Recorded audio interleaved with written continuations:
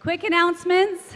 We have several theatrical performances and musical performances coming up this week. Just to name a few, tonight through Saturday night is Much Ado About Nothing. How many of you have already seen it? Any of you? Okay, several.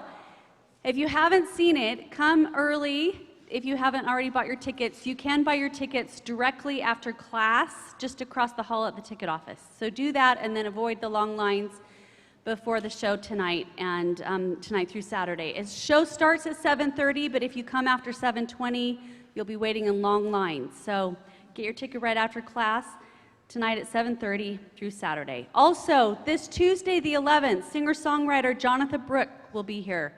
Also, she will be performing with Sherry Call. Okay? And this Friday night, there's a reception for 3 new art exhibits opening at the Granary Art Center from 6 to 8 p.m. There's more information about this and any other exhibits and concerts and performances on Canvas if you're interested to know more. Now, since this is a live recording, please take out your phones and turn them off so they're not disruptive to the audience and the recording. Next week, we'll have Jason Lyle Black, who's a composer, concert pianist, and an entertainer, and he's a lot of fun. He plays the piano upside down and backwards in every which way, so I think you'll really enjoy that. Today, we have the Snow College Forensic Team under the direction of Melinda Biergard. The Communication Department houses one of the top national award-winning forensic teams in the state and arguably the nation. The team travels on average 7 times a year to tournaments all around the nation and travels yearly to an international tournament, where they continue to rival top universities such as Boise State University, Long Beach University, the University of Utah, and more. But before they come out, we're getting a sneak preview of Much Ado About Nothing, performed by some of our theater department students. Following their performance, we'll hear from the forensic team. So now give a warm welcome to the students from Much Ado About Nothing.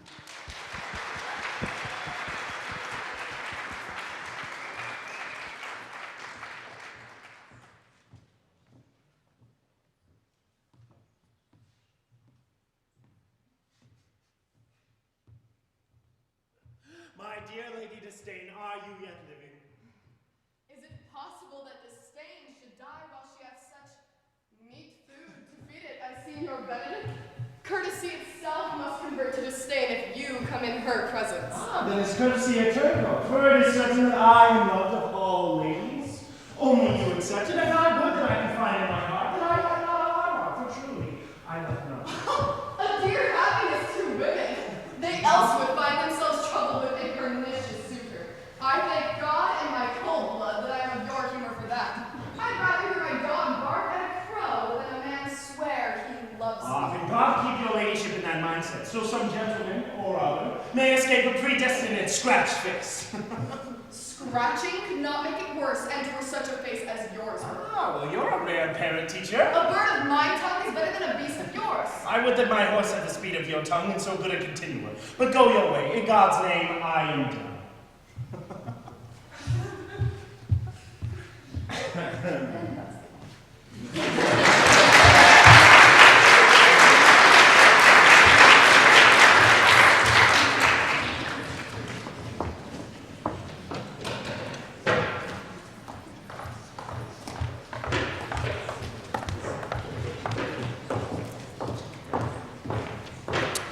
All right, well, thanks for having us. I'm Melinda Biergard I'm the Director of Forensics here at SNO with the Forensics team. And let me tell you first that forensics does not mean CSI. It is not criminal science investigation. The word forensics relates to the idea of examining critical information. And so what we do is we do that through speech and also through debate and also through dramatic interpretation.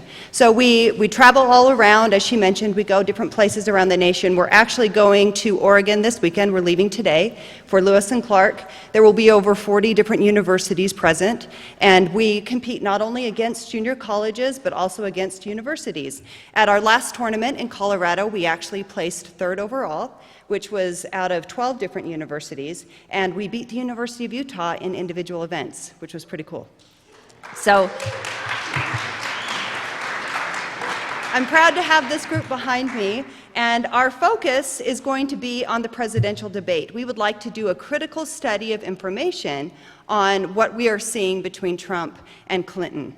And so before we jump into that, let me introduce the people who make this possible. So come on up, tell them a little bit about you.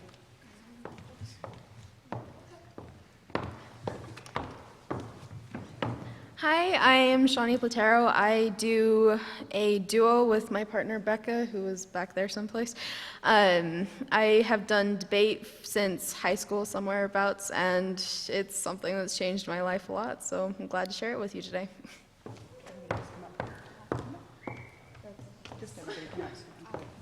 Hi, I'm Joseph McPherson. I do NPDA debate, I do informative speaking, I do after dinner speaking. I've been doing debate for about 3 years now, and it's something I find really enjoyable. But thank you, and I hope it's a good day today. Hi, I'm Becca Bear, the partner of that duo. Beyond doing the duo, I do a prose event. I also do extemporaneous speaking, impromptu speaking, and I'm on the debate presidency, and so far it's a lot of fun. My debate partner, Kyle, right behind me, we also do NPDA debate. Hi, I'm Kyle Bryant. This is my second year, but I'm doing 4 things this year. I'm doing extemporaneous speaking, impromptu speaking, I'm doing debate with Becca, and I'm also doing a persuasive speech. Hi, I'm Aspen Nilsson. This is my 5th year debating. I do NPDA with Joseph. He already introduced himself. I also do a poetry compilation. I do a persuasive piece. I do an informative piece, and I use a communication analysis.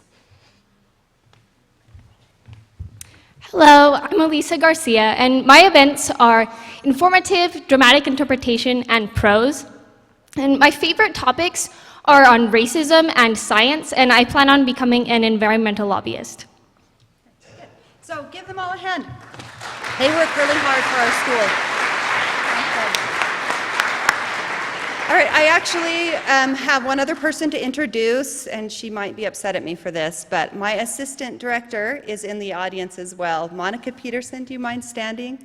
She helps review speeches. Oh, come on. It's Alex Peterson's wife. She's great. Yay. So I appreciate Monica so much. In order to have this team function, the students have to create their speeches. They have to practice all the time. They practice with me. They practice in class. They practice with Monica. So it ends up being a ton of work, and certainly appreciate your efforts. So, all right, let's jump right into it. This is what we're going to do in order to examine the political spectrum right now and what's going on between Trump and Clinton. We have 2 different segments. In the first segment, I'm going to act like Lester Holt, and we are going to replay part of the debate that happened on September the 26th at Hallstroff University. I'm not sure if you watched that debate or not. It was pretty hot and heavy in there. If you watched it, I tried to select information that would be educational and tried to keep the most flamboyant parts out. So the students are all going to, they have different questions that they will be representing the candidate on. And what I'm hoping that we'll learn from this is that we actually pay a lot of attention to people's personas that they put on, and less attention to the actual arguments. So you'll notice that gender will be different. You'll notice that speaking style will be different. But the arguments that these students will speak will be the actual arguments that were presented at that presidential debate. So tune in a critical listening ear and hear what you do agree with once the personas are gone. In the second portion, we'll kind of lighten things up just a little bit, and I'll let the debaters come up and actually present the current popular opinions for each candidate. And I would love to have you involved and have you actually clap your hands, boo and hiss, like really show your support for the side. I'm doing it after the first portion because I hope that you will have been influenced by some of the things that you've heard presented. So without further ado, I will now switch hats and become Lester Holt and welcome you to the first presidential debate.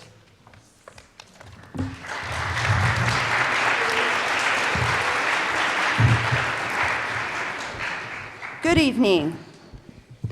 I am Lester Holt, and welcome to the first presidential debate here at Hallstroff University. In order to start this segment, I'm going to ask each candidate a specific question that they have not had the opportunity to be prefaced on before. I would invite you to applaud as you agree with each candidate.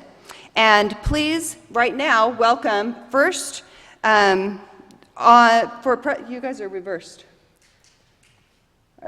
You're Donald Trump? Okay. I thought they were on the opposite side. Okay, so here we go. Pay no attention to the heads on the screen. So we have Donald Trump on this side, and we have Hillary Clinton over here. Thank you. All right, so good luck to both of you. The first question goes to Mr. Trump. You've talked about creating 25 million jobs, and you promised to bring back millions of jobs for Americans. How are you going to bring back the industries that have left this country for cheaper labor overseas? And specifically, are you going to tell American manufacturers that they have to come back? Well, for one thing, and before we start on that, my father gave me a very small loan in 1975, and I built it into a company that's worth many, many billions of dollars with some of the greatest assets in the world. I say that only because that's the kind of thinking that our country needs. Our country's in deep trouble. We don't know what we're doing when it comes to devaluations, and all these countries over the world, especially China. They're the best ever at it. All these countries all over the world. What they're doing to us is a very, very sad thing. So we have to do that. We have to renegotiate our trade deals. And Lester, they're taking our jobs, they're giving incentives, they're doing things that frankly we don't do. When we sell into Mexico, there's a tax. They have a VAT tax. When they sell in, automatic 16% tax. When they sell to us, there's no tax at all. It's a defective agreement. It's been defective for a long time, many, many years. But the politicians, they haven't done anything about it. Now, in all fairness to Secretary Clinton, yes, that okay? Good. I want you to be very happy. It's very important to me. But in all fairness to Secretary Clinton, when she started talking about this, it was very recently. She's been doing this for 30 years, and why hasn't she made the agreements better? Well, let Secretary Clinton get in here. Well, let's stop right there for a second and remember where we were 8 years ago. We were in the worst financial crisis, the Great Recession, the worst since the 1930s, and it was in large part because of tax policies that slashed taxes on the wealthy, failed to invest in the middle class, and took their eyes off of Wall Street and created the perfect storm. In fact, Donald Trump was one of the people who rooted for the housing crisis. He said back in 2006, gee, I hope it does collapse, because then I can go in and buy some and make some money. Well, it did collapse. That's called business, by the way. 9 million people lost their jobs, 5 million people lost their homes, and $13 trillion in family wealth was wiped out. Now we have come back from the abyss, and it has not been easy. So now we're on the precipice of having a potentially much better economy. But the last thing that we need to do is go back to the policies that failed us in the first place.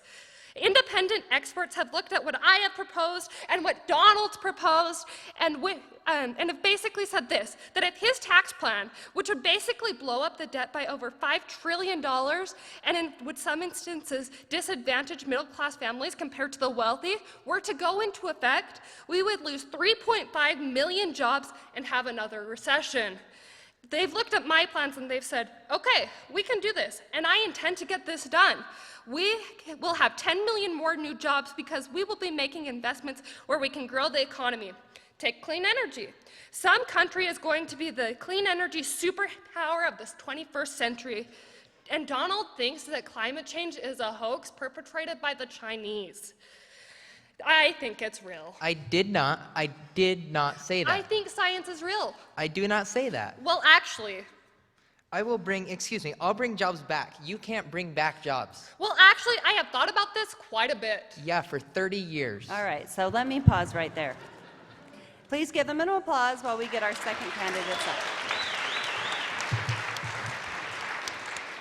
So again, we have Trump versus Clinton, and I want to talk about taxes. So the fundamental difference between the two of you concerns the wealthy.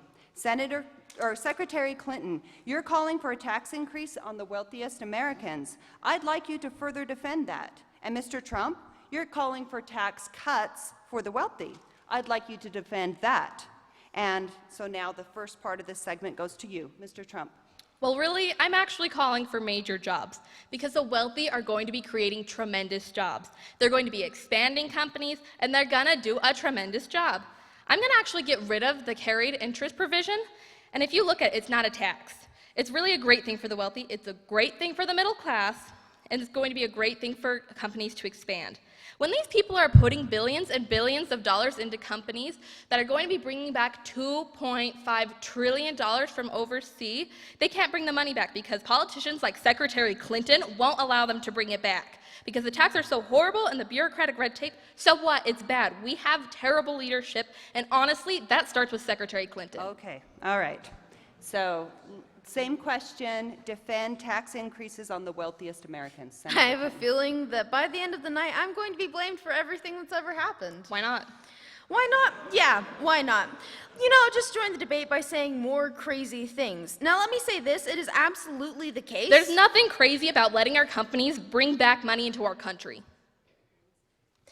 All right, well, this is Secretary Clinton's 2 minutes, so. Yes. Yeah, well, let's start the clock again, Lester. We've looked at your tax proposals. I don't see changes in the corporate tax rates or the kind of proposals you're referring to that would cause repatriation, the bringing back of money that's stranded overseas. I happen to support that. I happen to support it in a way that will actually work to our benefit. But when I look towards what you have proposed, you have what is called now the Trump loophole, because it would so advantage you and the business you do. You've proposed an approach that has Who gave it that name? That's the first time I've heard about this name. All right, this is Secretary Clinton's time. a $4 billion tax benefit for your family. How And when much? How much for my family? And when you look at what you are proposing, it is, Lester, how much? as I said, a trumped-up trickle-down. Trickle-down does not work. It got us into the mess we were in 2008 and 2009. Slashing taxes on the wealthy has not worked, and a lot of really smart, wealthy people know that. And they're saying, hey, we need to do something more to make the contributions we should be making to rebuild the middle class. I don't think top-down works in America. I think building the middle class, investing in the middle class, making college debt-free for more young people so that more young people can get their education, helping people to refinance their debt from college at a lower rate, these are the kinds of things that will really boost the economy. Broad-based, inclusive growth is what we need in America, not more advantages for people at the very top. All right, so Mr. Trump, we're ready for you. That is a typical politician. All talk, no action. Sounds good, doesn't work. This is not going to work in our country. Our country is suffering because of people like Secretary Clinton and how they've made these huge mistakes and bad decisions in terms of our jobs and what's going on. We are in a big, fat, ugly bubble, and we better be super careful. Right now, we have feds doing political things. That Janet Yellen of the Fed is doing political by keeping interest rates low at this level. Believe me, the day Obama goes off and he leaves and goes to the golf course for the rest of his life to play golf, when they raise interest rates, you're gonna see a lot of bad things happening because the Fed is not doing their job. The Fed is being more political than Secretary Clinton. So Mr. Trump, we are talking about the burden that Americans have to pay, yet you have not released your tax returns.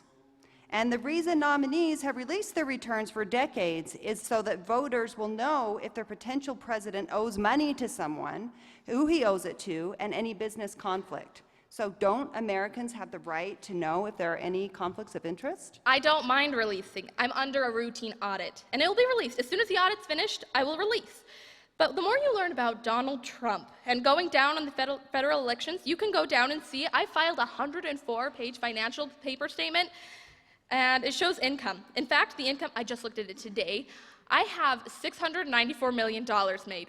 $694 million. If you had told me I'd be making that 15 or 20 years ago, I would have been surprised. But that's the kind of thinking America needs. When we have a country that's doing so badly that it's being ripped off by all these other countries in the world, it's the kind of thinking our country needs, because everybody, Lester, we have a trade deficit with all the other countries we're doing business with. About $800 billion a year. You know what that is? That means negotiating these deals. Who's negotiating them? We have people that are political hacks negotiating our trade deals. Well, the IRS says that an audit Excuse me. of your taxes, you're perfectly free to release your taxes during an audit. And so the question, does the public's right to know outweigh your Well, I told you, I personal- will release them as soon as the audit's over. Look, I've been under an audit for almost 15 years. I know a lot of wealthy people that have never been audited. I ask them, have you been audited? I'm audited almost every year. And in a way, I should be complaining. But I'm not even complaining. I don't mind it. It's become a part of my life. When I get audited by the IRS, other people don't. I will say this. We have a situation in this country that has to be taken care of. I will release my tax returns against my lawyer's wishes when she releases her 33,000 emails that have been deleted. As soon as she releases them,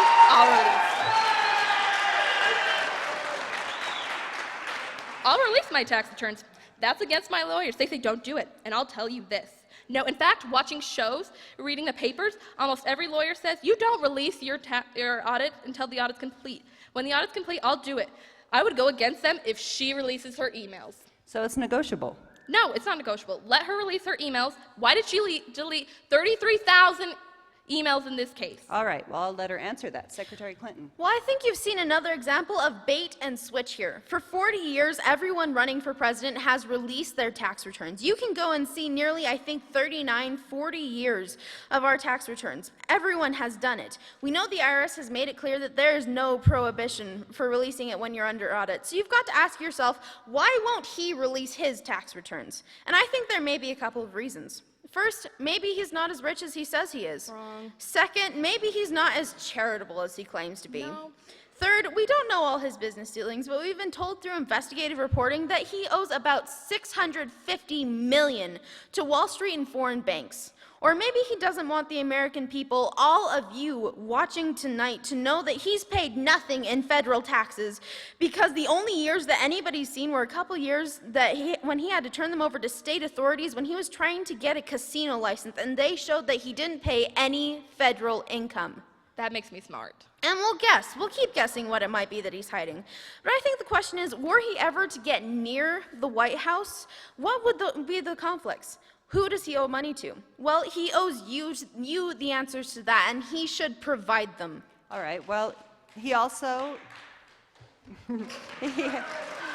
he also raised the issue of your emails. Do you want to respond to that? I do. You know, I made a mistake using a private email. That's for sure. And if I had to do it over again, I would obviously do it differently. But I'm not going to make any excuses. It was a mistake, and I take responsibility for that. Mr. Trump? That was more than a mistake. That was done purposely, okay? That was not a mistake. It was done purposely. When you have your staff taking the fifth or pleading the fifth so they're not prosecuted, when you have a man that set up the illegal server taking the fifth, I think it's disgraceful. And believe me, this country thinks it's disgraceful too. As far as my tax returns, you don't learn that much from tax returns. I can tell you that you can learn a lot from financial disclosure, and you should go down and take a look at that. I'm very underleveraged. I have a great company. I have tremendous income, and that's the reason. I'm not saying this in a braggadocious way. It's because it's about time the country had someone running it who has an idea about money. And maybe because you haven't paid any federal income tax for a lot of years. All right, so let's give them a hand and switch gears again. To the final segment that we will represent. We're going to switch gears and talk about ISIS. So there are American citizens who have been inspired to commit acts of terror on American soil. The latest incident, of course, the bombings we just saw in New York and New Jersey, the knife attack at a mall in Minnesota, and in the last year, deadly attacks in San Bernardino and Orlando. So I will ask this of both of you. Tell us specifically, how would you prevent homegrown attacks by American citizens? Mr. Trump. Now, I'd like to say one thing before we start here. Now, Secretary Clinton, under the Obama administration, said that she would stop ISIS. Now, Obama and Secretary Clinton are the reason that we have ISIS right now. The way that they pulled out of Iraq, the way that they pulled out of Iran, now, I was against the war from the very start, but the way that they pulled out led to the militants being able to seize power. That's why we've got a disaster. So she talks about how she's going to stop it, and she's talking about that for a long time. We could have left something like 10,000 in there or some number like that that would have fixed this problem. But you know, one of the key issues here is that we should have grabbed the oil while we were still there. Now, the oil is providing millions to Islamic terrorists right now, and if we had grabbed it while we were still in Iran and Iraq, we would have that profit instead of terrorists right now. All right, Secretary Clinton. Well, I hope the fact checkers are turning up the volume and really working hard. Donald, in fact, supported the Wrong. invasion of Iraq. That is absolutely proved over and over That's completely again. wrong. But let's talk about the question you asked, Lester. The question you asked is, what do we do here in the United States? That's the most important part of this. How do we prevent attacks, and how do we protect our people? And what I think we've got to have is an intelligence surge, where we are looking for every scrap of information.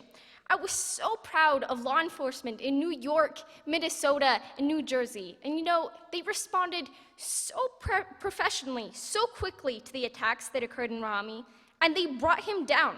And we may find more information because he is still alive, and that may prove to be an intelligence benefit. So we've got to do everything we can to vacuum up intelligence from Europe, from the Middle East.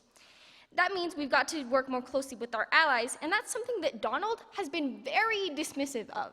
Mr. Trump, why is your judgment any different than Mrs. Clinton's judgment?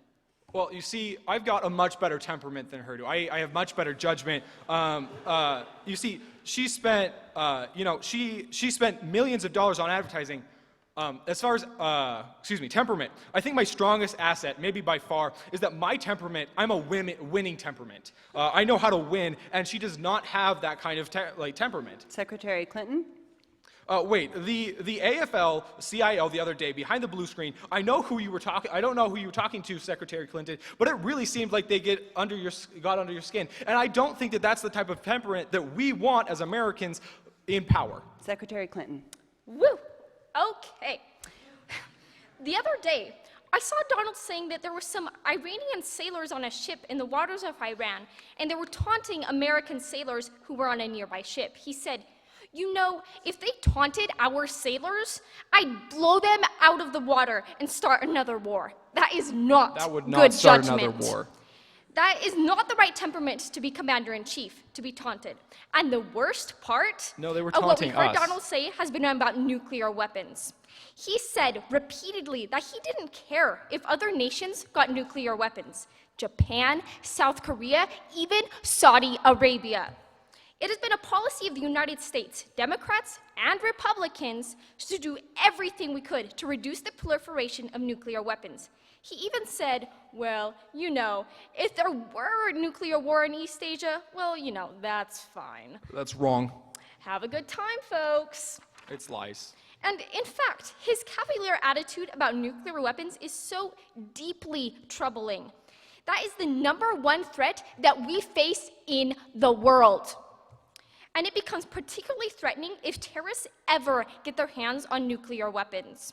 So a man who can be provoked by a tweet should not have his fingers anywhere near the nuclear codes. As far as I am concerned, anyone with any sense about this should also be You know, concerned. that line's getting pretty old. I would That's a like good to... one, though. It describes the problem well. Well, we need to move on.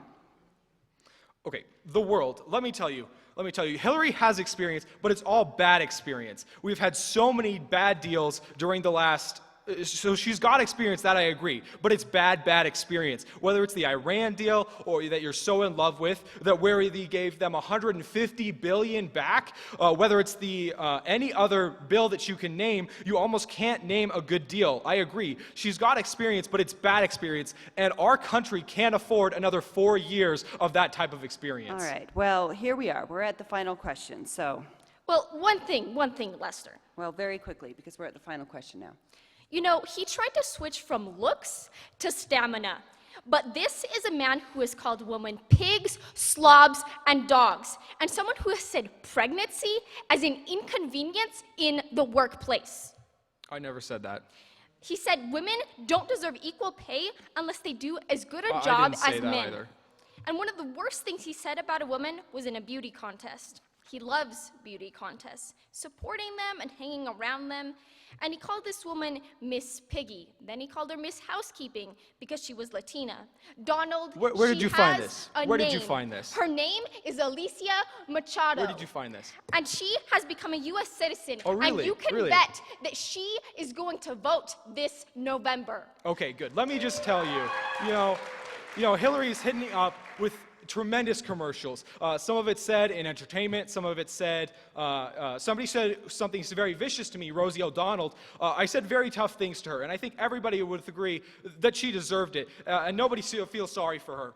But you know the truth, I was going to say something extremely rough to Hillary Clinton, to her family, and I said to myself, I can't do that. I just can't do that. It's inappropriate, it's not nice. But she spent hundreds of millions of dollars on ads on me, many of which are absolutely untrue. They're untrue, and they're misrepresentations, and I will tell you this, Lester, it's not so nice. And I don't deserve that, but it's certainly not nice thing that she's done. It's hundreds of millions of ads, and the only gratifying thing is, I saw the polls come in today, and with all of that money, $200 million spent, and I'm either winning or tied, and I haven't spent practically nothing. All right, well, that's going to do it for us.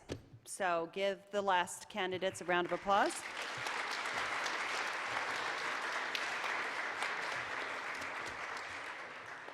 And I am no longer Lester, thank goodness.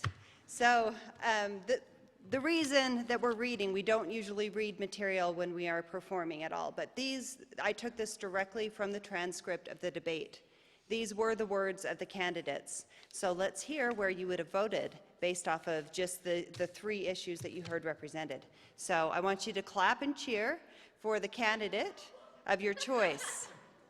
And notice, it's hard. I mean, in a lot of ways, we're persuaded from people because we like them, because we like the way that they present the information. And when that changes, it does change the way that you examine the information. It should. So, all right, all of those in favor of voting for Donald Trump.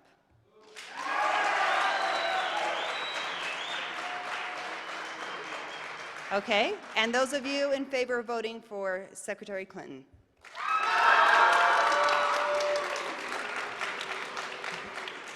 I think the jury's still out on this, so let's move to the second segment. Now the debaters, my four debaters, come on up, bring up your chairs. They are going to actually represent arguments that they have crafted from their knowledge base on the political arguments that rest in that party. So these are their own arguments, these are their own words. They are not necessarily representing the candidate of their choice. So I teach a class called Argumentation and Debate, and it's all about teaching students how to expand their mindset and consider both sides of the issue before they make up their mind on the position that they're going to take a stand for.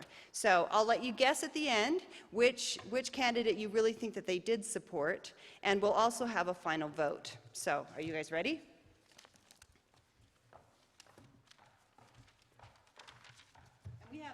Now we have Trump. All right, so they switched on me. Now Trump is going to be here, and Clinton is here. Okay. So there are several reasons why you should be voting for Donald Trump instead of Hillary Clinton. The first, you have to look to taxes and the economy. Under Democrats and under liberals like Hillary Clinton, the economy has stagnated. In fact, Hillary Clinton will continue to raise taxes and destroy the economy.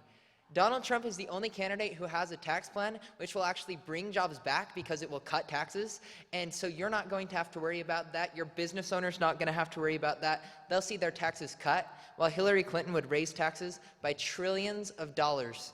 Second, look at Hillary Clinton. The one thing she always talks about is how much experience she has. However, let's talk about Hillary Clinton's experience. Whether it's her email scandal where she deleted 33,000 emails and put the lives of Americans at risk, whether it's Benghazi where she ignored the call to save 4 American lives, or whether it's the fact that her policies led to the creation of ISIS. Hillary Clinton will say, well, it's my plan, and I have a plan to combat ISIS. However, by withdrawing troops from Iraq, Hillary Clinton and Barack Obama led to the creation of ISIS. And also look around the world. Everywhere Hillary Clinton has been, every place she has touched has created crisis after crisis after crisis. She has destroyed many places throughout the world. Look at Libya, look at Egypt. All over the world, Hillary Clinton, everywhere she's touched, has been a complete and total disaster. Donald Trump doesn't have political experience. He's an outside presence. We need an outsider who's going to fix the problems we have, because Hillary Clinton, you're not going to have an arsonist go put out the fire. She has started these problems. She has created these problems. She will increase taxes, and she's plagued with scandals. She's someone who can't be trusted to fix these problems because she's dishonest, and she doesn't actually have a plan because she's created these plans. Don't vote for somebody who's going to use the same failed policies over and over for the next 4 years.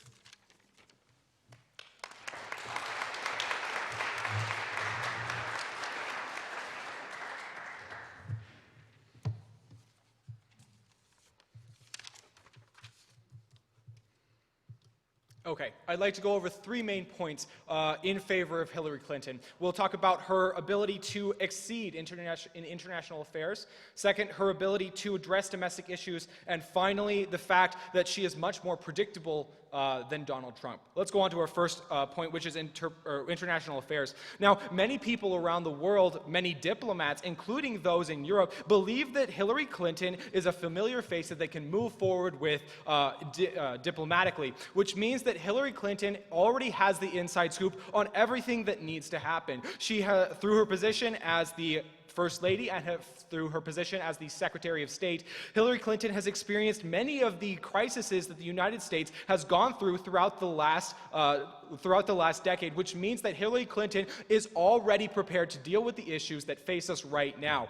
If we have Trump go in, he has to learn about those issues and won't have the depth of experience that she has. He won't have the connections that she's developed, which means that Hillary Clinton is the best option in this case. Now, specifically, there are refugee policies within the European Union addressing the Syrian refugees. Hillary Clinton has shown her solidarity with these refugees, which has gone over very, very well with the international community. However, Trump's anti-refugee policies have pretty much kneecapped him as far as international relations go, which means that Hillary is really the only way to go as far as international politics. Let's move on to our second point, which is domestic politics. Now, Hillary Clinton is in support and is viewed as somebody who sees the issues of the people rather than a rich businessman who was given a small loan of $1 million when he was younger. She is seen as somebody who bridges party lines and gets things done. Trump says that he will do it or else. This is not the type of leadership we need when we have a controlled Senate.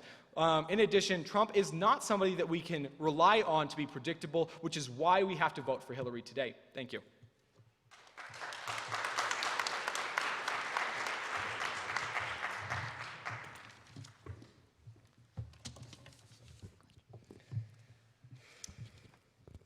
All right, first question. You talk about the predictability of Hillary, and this sounds all great and whatnot, but what happens when the unpredictable happens to our country and we're put in a bad position? How is she going to handle it when all she knows is going with the predictability?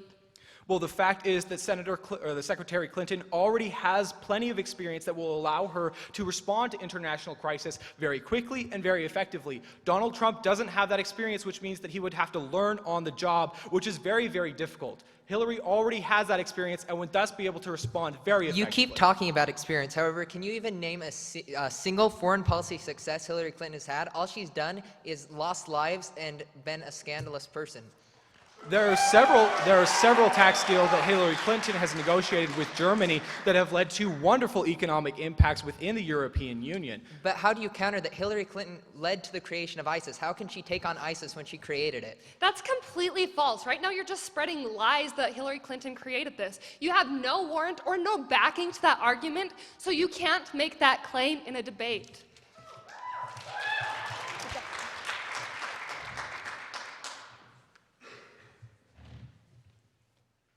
All right, thanks for being here. I want to hear more pounding and shouting, yeah?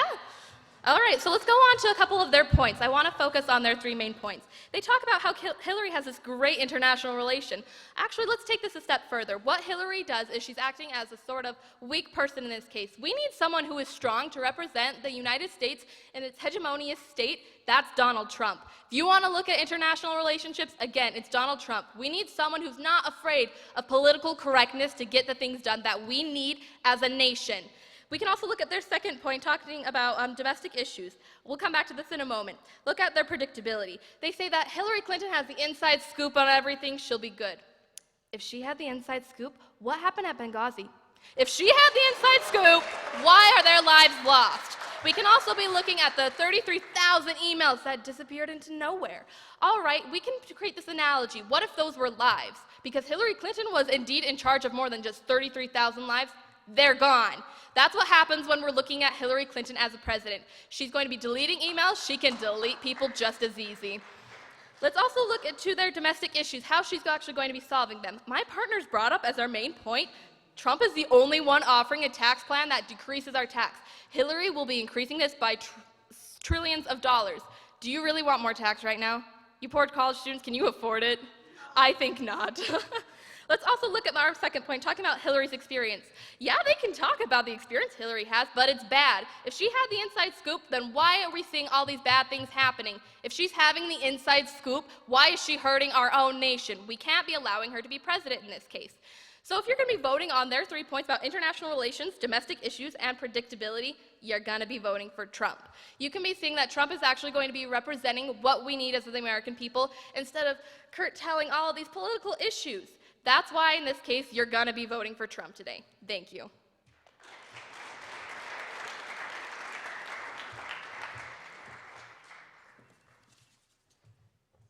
Just 1 second. Okay.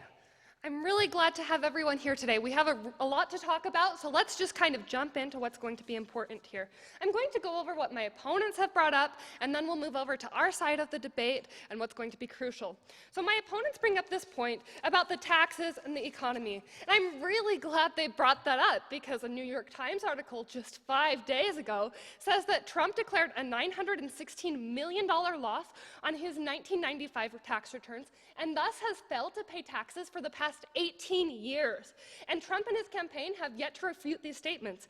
And beyond that, Trump's campaigns won't be hurting the poor or us poor college students, as my opponent so eagerly puts it, because they affect the wealthy. We are not the wealthy. We are buying ramen noodles. So now let's move on to the second point that my opponent brings up, where they talk about Hillary Clinton's experience in Benghazi and the email scandals. Now, first of all, Benghazi. According to Chris Stevens' family, who reported for The New Yorker, they say that they don't blame Hillary Clinton. Instead, that they argue that Congress did not provide the budget necessary, and beyond that, Hillary Clinton became the scapegoat for the State Department. With the email, a lot of the emails are not sufficiently marked, and so thus we cannot just blame Hillary Clinton for this. Now let's move over to the attacks that my opponents have brought up against my side of the debate. So first, they say that a weak person would represent that Donald Trump would represent the United States in a strong manner. However, we talked about this. Donald Trump is unstable. Donald Trump hurts foreign policy. We've seen the peso go down just in his debating style. This isn't something that we can advocate for. The second point, they never actually touched on that. It's our domestic point. You can extend that. That's going to be really important. And then the third point is talking about the predictability. And we've already expanded on our arguments here. They say that these emails are related to people, but that's really dehumanizing to say that humans are emails. We have to vote for us as millennials.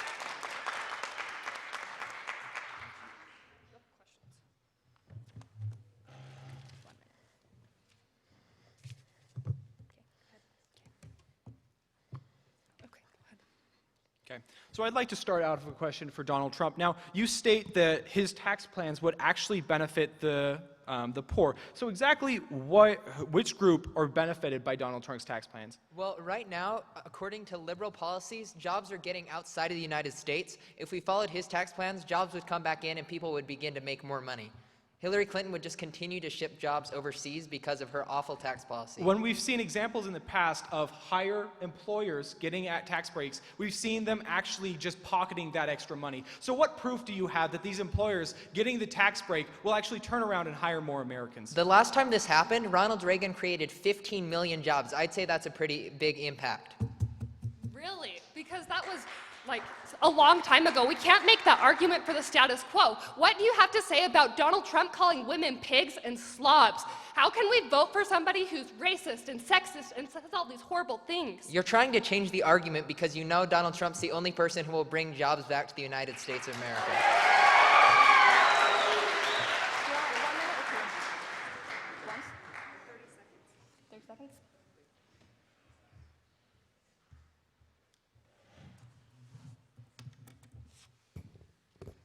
Sorry, I'm short.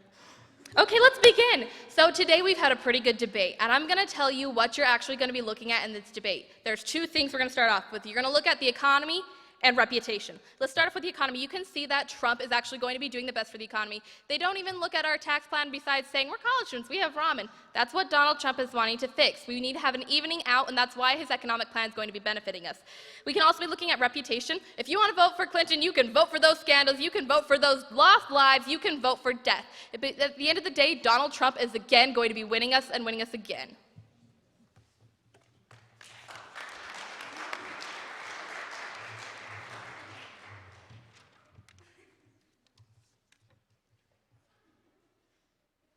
Okay. There are 3 reasons that you're going to be voting for Hillary this November.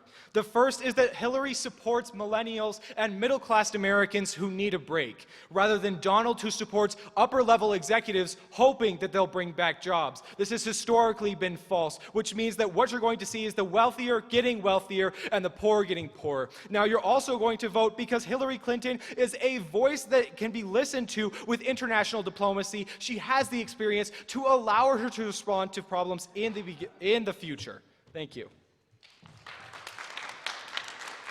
Okay, so hopefully you had your critical thinking mindset and were able to pick up on a lot of fallacies.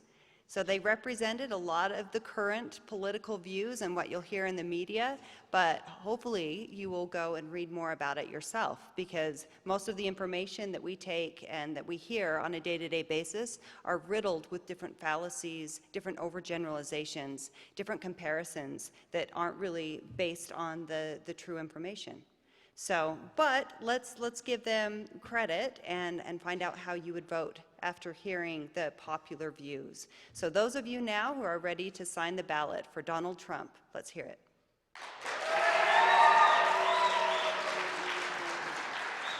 All right, and those of you who are going to sign the ballot for Hillary Clinton. So I'm not sure that we changed anybody's minds yet. As you came in, you should have received one of these small sheets of paper. There's a couple of links on here, and they are all resources for you to learn more about the actual truth behind the political views. So probably the best one to go to learn about the issues and what they represent is the last link. It's 2016election.proton.org. You can take a quiz, and it will allow you to say what your current political views are and match you with the candidate that most closely represents those views. And you can also see a sheet that will show where they stand on the different political issues. And you can compare them side by side.